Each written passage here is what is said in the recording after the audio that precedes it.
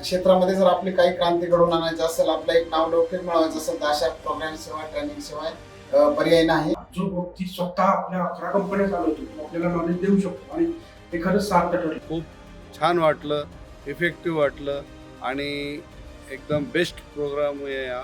ट्रेनिंगमधून आम्हाला खूप साऱ्या गोष्टी शिकायला भेटतात. अगदी मॉर्निंगपासून मॉर्निंग वॉक, मेडिटेशन्स, त्याचबरोबर योगा.